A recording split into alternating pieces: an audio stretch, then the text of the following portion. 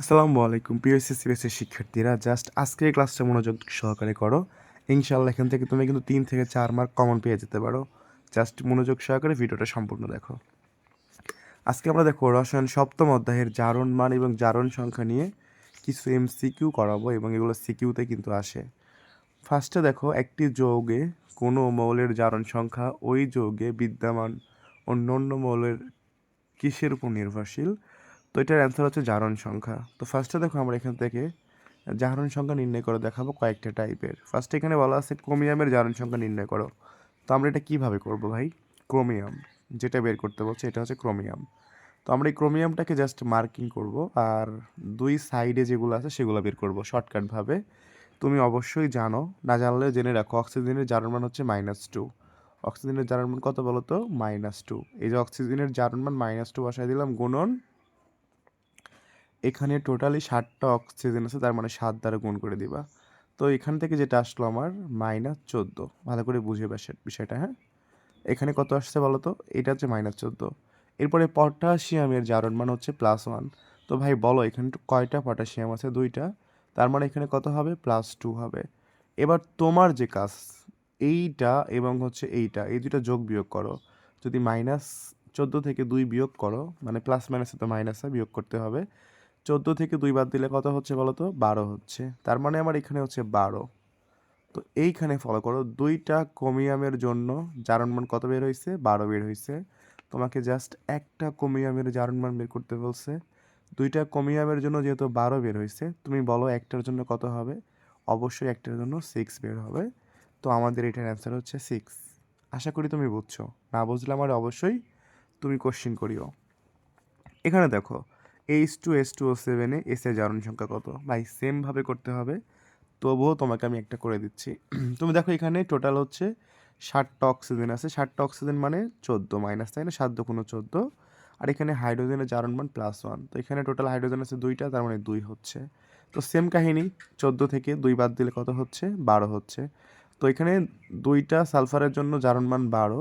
তো একটার জন্য কত হবে? 6 হবে। তাহলে এটার অ্যান্সার কত হবে? 6। একদমই সেম। এখানে বলা হয়েছে ক্যালসিয়াম অক্সাইডে ক্যালসিয়ামের জারণ মান কত? তো ভাই ক্যালসিয়াম অক্সাইডে জাস্ট তোমাকে ক্যালসিয়াম এটা বের করতে হবে। তুমি যদি এখানে অক্সিজেনেরটা বের করতে পারো, অক্সিজেনেরটা কত বলো তো? -2। তো একটা মৌলের মোট জারণ মান কিন্তু 0 হয়, ঠিক আছে? মোট জারণ মান 0 হয়। একটা যদি -2 হয়, অপরটা কিন্তু অটোমেটিক +2 হয়। আর তোমরা সবাই জানো ক্যালসিয়ামের জারণ মান +2 হবে। অ্যান্সার হচ্ছে 2। এখানে ক্যালসিয়াম মানে ক্যালসিয়াম হাইড্রাইড যেটা আছে, এটার ক্ষেত্রে তোমার হচ্ছে হাইড্রোজেনের জারণ মান কত? তো একটা বিষয় ভালো করে ফলো করো, হাইড্রোজেন যদি কখনো শেষে থাকে, একটা মৌল বা যৌগের, একটা যৌগের, এখানে যেমন দেখো হাইড্রোজেন সামনে ছিল, তো এখানে জারণ মান কত ছিল? +1। মানে হাইড্রোজেন শুরুতে থাকলে +1, আর শেষে থাকলে জারণ মান কত হবে? -1। সহজ কথা, হাইড্রোজেন যেহেতু শেষে আছে, তার মানে জারণ মান কত হবে? -1। হাইড্রোজেন যদি শুরুতে থাকে, তাহলে জারণ মান হচ্ছে +1। বুঝছো ব্যাপারটা? এখানে ফলো করো পার অক্সাইড, এটা হচ্ছে, এই যে দেখো K2O2, এক্ষেত্রে জারণ মান কত হবে? তো এক্ষেত্রে জারণ মান হবে তোমার হচ্ছে অক্সিজেনের -1। এরপরে এটাকে বলা হয় তোমার সুপার অক্সাইড KO2। দেখো অক্সিজেনের সাথে 2 আছে এখানে, এখানে কে এর সঙ্গেও আছে, অক্সিজেনের সঙ্গেও আছে, আর এখানে শুধু অক্সিজেনের সঙ্গে আছে। তো এখানে শুধুমাত্র হবে সুপার অক্সাইডের ক্ষেত্রে, এটাকে বলা হয় সুপার অক্সাইড। সুপার অক্সাইডের ক্ষেত্রে অক্সিজেনের জারণ মান হচ্ছে -1/2। তুমি এটা ভালো করে মনে রাখিও। আর এটা পটাশিয়াম ডাইঅক্সাইড বা নর্মাল যে অক্সাইড যেটা আছে, ডাইঅক্সাইডের ক্ষেত্রে কত হবে? -2, যেটা তোমাদের একটু আগে দেখাইলাম। তো এখানে মনে রাখবা হচ্ছে একটা পার অক্সাইড, একটা সুপার অক্সাইড, আর একটা হচ্ছে ডাইঅক্সাইড। এই তিনটের জন্য জারণ মান 3 ধরনের, এগুলো কিন্তু এমসিকিউতে চলে আসে। তো আশা করি আমি জাস্ট কয়েকটা করাইছি, এই টাইপের অনেকগুলো কোশ্চেন কিন্তু তুমি গাইডে বা টেস্ট পেপারে পেয়ে যাবা, নিজেই সেগুলো সলভ করিও, সেম নিয়মে হয়ে যাবে। আমি এবার তোমাদেরকে দেখো আরেকটা টাইপ শেখাবো, যেটা হচ্ছে আয়ন। NO3 মাইনাস আয়নে নাইট্রোজেনের জারণ মান কত? তো আমরা এটা কিভাবে বের করবো ভাইয়া? তো আয়নের ক্ষেত্রে যেটা করবা তুমি, এখানে -1, মানে মাইনাস আছে মানে বুঝতে হবে এর জারণ, মানে এর আয়ন হচ্ছে 1।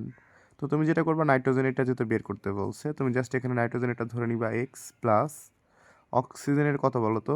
একটা অক্সিজেনের -2, তিনটার জন্য 3 দ্বারা গুণ করে দিবা, ইকুয়াল টু যেটা হবে উপরে যত থাকবে আয়ন ইকুয়াল টু তত লিখে দিবা। যেহেতু এখানে মাইনাস আছে, তার মানে আমরা -1 লিখতে পারি। এখন তুমি হিসাব করো, প্লাসে মাইনাসে মাইনাস, 3 দুগুণো -6, তো ইকুয়াল টু -6 ইকুয়াল টু -1 হচ্ছে।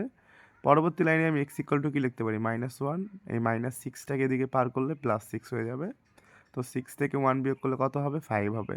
তো আমার এখানে এই যে নাইট্রেট আয়নে নাইট্রোজেনের জারণ মান হচ্ছে +5। জাস্ট কখনো আয়নের ক্ষেত্রে মনে রাখবা, আয়নের ক্ষেত্রে যা পাওয়ার থাকবে ইকুয়াল টু এটা লিখতে হবে।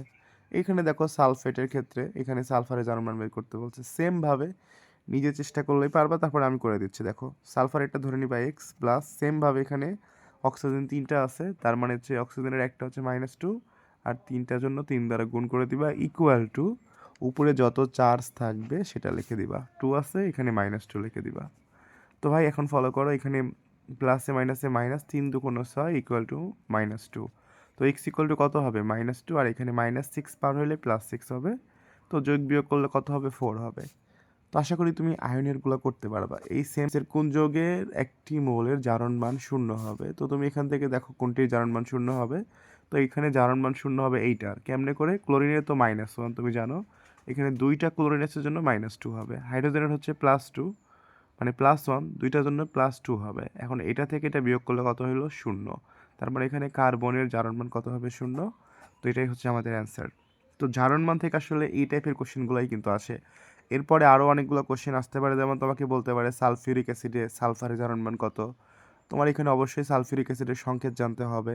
বলতে পারে কপার সালফেটে কপারের জারণ মান কত, মানে একটা মোলের নাম বলে দিবে, সেই অনুসারে তোমাকে কাজ করতে হবে। তো অবশ্যই তোমার সংকেতগুলো জানতে হবে, ঠিক আছে। যেমন এখানে বলছিল তোমার এই যে ক্রায়োলাইট, এই ক্রায়োলাইটের সংকেত তোমাকে অবশ্যই জানতে হবে। যদি তুমি না জানো ভাই, তাহলে কিন্তু আসলে বের করতে পারবে না। চলো এটা আমি একটু বের করে দিই। দেখো সোডিয়াম হচ্ছে +1, তারপরে আছে অ্যালুমিনিয়াম হচ্ছে 3, আর আমি ধরে নিব হচ্ছে সালফারেটটা কত ধরে নিব, এক্স ধরে নিব, আর এখানে 6টা আছে, তো ইকুয়াল টু 0। তো এখানে দেখো 3 একে 4 হচ্ছে, আর এখানে 6x ইকুয়াল টু 0, বা 6x ইকুয়াল টু -4, +4 পার করলে -4, বা x ইকুয়াল টু -4/6, এখানে কাটাকাটি করলে কত হচ্ছে, -2/3 হবে। তো এখানে দেখো x এর মান হচ্ছে -2/3, এটাই হচ্ছে তোমার ফ্লোরিনের জারণ মান। তো আশা করি তুমি এগুলো খুব সুন্দর করে বুঝে গেছো, আই হোপ। কোন যৌগের একটি মৌলের জারণ মান 0 হবে, তো তুমি এখান থেকে দেখো কোনটির জারণ মান 0 হবে। তো এখানে জারণ মান 0 হবে এইটার, কেমনে করে, ক্লোরিনের তো -1 তুমি জানো, এখানে 2টা ক্লোরিনের জন্য -2 হবে, হাইড্রোজেনের হচ্ছে +2, মানে +1, দুইটার জন্য +2 হবে। এখন এটা থেকে এটা বিয়োগ করলে কত হলো, 0। তার মানে এখানে কার্বনের জারণ মান কত হবে, 0। তো এটাই হচ্ছে আমাদের অ্যান্সার।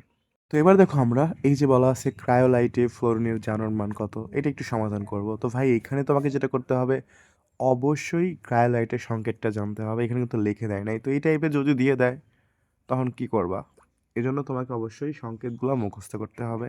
তো এখানে তোমাকে ফ্লোরিনের জারণ মান বের করতে বলছে। দেখো এখানে সংকেত লেখা আছে Na3Al(F6), এটা হচ্ছে তোমার ক্রায়োলাইটের সংকেত। তো এটার আমরা যেটা করব এখন, এটার থেকে জারণ মান বের করবো। তো এটা একটু 0 ধরে নিবা, যেহেতু এটা আয়ন নাই সুতরাং 0 ধরে নিবা। এখানে তুমি অবশ্যই যেন সোডিয়ামের +1 হয়, তো সোডিয়াম এখানে 3টা আছে জন্য 3 দিবা, একটা মৌল থেকে আরেকটা মৌলে গেলে প্লাস দিতে হয়। অ্যালুমিনিয়ামেরও যে +3 হয়, আর হচ্ছে ফ্লোরিনে তো তুমি ধরে নিবা এক্স, ফ্লোরিন 6টা আছে, ইকুয়াল টু 0 হবে। দেখো ভাই এখানে তোমার 3 অক্ষে 3, আর 3 আর 3 যোগ করলে কত হবে, 6 হবে, 6 + 6x ইকুয়াল টু হবে 0। তুমি যদি এখানে এক্সট্রা রাশিটা রেখে দাও, +6টা পার করলে দিকে -6 হয়ে যাবে, এক্স ইকুয়াল টু কাটাকাটি করলে কত হবে, -1। তার মানে আমাদের এখানে আসলে এই যে কার্বোহাইড্রেট ফ্লোরিনের জারণ মান কত হবে, -1 হবে। এটাই হচ্ছে অ্যান্সার। তারপরে দেখো বলা হয়েছে ক্রোমেট মূলকের জারণ মান কত। এখন ক্রোমেট মূলক তো চিনতে হবে তাই না, CrO4 2-, এটাই হচ্ছে ক্রোমেট মূলক। আর এই ক্রোমেট মূলকের জারণ মান হচ্ছে 2-, তুমি দেখতেই পাচ্ছ, বা সরাসরি বলতে পারো 2। আশা করি বুঝছো। এরপর দেখো অক্সি ভ্যানাডিয়াম মানে VO2+ ও ডাইঅক্সি ভ্যানাডিয়ামের আয়নে ভ্যানাডিয়ামের জারণ মান কত। এখানে আয়নের কথা বলছে, তোমাদের অলরেডি আমি আয়নের জারণ মান বের করা শিখাইছি। এখান থেকে তোমার ভি এর জারণ মান বের করতে হবে, এখান থেকেও করতে হবে। চলো আমি একটা করে দেখাচ্ছি, তোমার VO2+। তো এটার জারণ মান বের করার জন্য ভিটা তুমি ভি রেখে দিতে পারো, আর অক্সিজেনের হচ্ছে -2, প্লাস দিবা। ওকে, তারপরে হচ্ছে ইকুয়াল টু, এখানে তোমার উপরে যেটা থাকবে আর কি আয়ন, সেটা লিখতে হবে। তারপরে ভি ইকুয়াল টু, এখানে দেখো 2 -2 পার হলে +2 হবে, তার মানে ভি সমান একটা হচ্ছে +4 হয়ে যাবে। তো এইটার ক্ষেত্রে ভ্যানাডিয়ামের জারণ মান +4। আরও একটা দেওয়া আছে ডাইঅক্সো ভ্যানাডিয়াম, যেটা আছে VO2+। দেখো VO2+। তো এটার ক্ষেত্রে আমি কি করব, টোটালটা ইকুয়াল টু তুমি সুন্দর করে আবারও সেই সেম ভাবে এই ভি মানে ভি রেখে দাও, অক্সিজেন মানে হচ্ছে তোমার -2 এখানে বসায় দাও, ইকুয়াল টু এখানে দেখো চার্জ হচ্ছে শুধু প্লাস আছে, তার মানে বুঝতে হবে 1 আছে। আচ্ছা, এখানে একটু মিস্টেক হচ্ছে, আর একটু ভালো করে দিই আমি। VO2 ইকুয়াল টু তুমি জাস্ট কি লিখবা, 1 লিখবা, কারণ উপরে চার্জ আছে +1। তো ভি মানে কত ভাই? ভি মানে হচ্ছে তোমার, ভি তো বের করবো তাই না? আর আমরা জানি হচ্ছে অক্সিজেনের -2 হয়, এখানে দুইটা অক্সিজেন আছে জন্য 2 দ্বারা গুণ হবে, ইকুয়াল টু 1। তো তুমি যেটা দেখতে পাচ্ছ এখানে প্লাসে মাইনাসে মাইনাস হবে, 2 দুগুণে কত হবে 4, ইকুয়াল টু 1।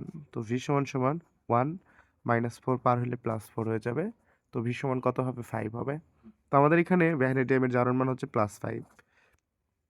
তো আশা করি এগুলো বুঝে গেছো। এখন এখানে এক্সামে অনেক সময় তোমাকে বলতে পারে সালফিউরিক অ্যাসিডে কেন্দ্রীয় মৌলের জারণ মান কত, সালফিউরিক অ্যাসিডের সংকেত জানতে হবে। তোমাকে বলতে পারে যে ধাতব হাইড্রাইডে হাইড্রোজেনের জারণ মান কত। তো হাইড্রোজেনের জারণ মান হচ্ছে -1, মনে রাখবা। তারপরে অধাতু সমূহের জারণ মান কি হবে, ঋণাত্মক। আর কি বলে দিচ্ছে এগুলা। তারপরে হচ্ছে তোমার এখানে বলতে পারে সুপার অক্সাইডের জারণ মান কত। তুমি অলরেডি জানো সুপার অক্সাইডে -1/2 হবে, পার অক্সাইডে হবে হচ্ছে -1। তো এগুলো একটু পড়ে নিও, ঠিক আছে? তো এটুকু যদি ভালো করে পড়ো, আশা করি জারণ মান নিয়ে আর কোনো প্যারা থাকবে না। এই টাইপটা জাস্ট জারণ মান নিয়েছিল। আই হোপ তোমার ক্লিয়ার।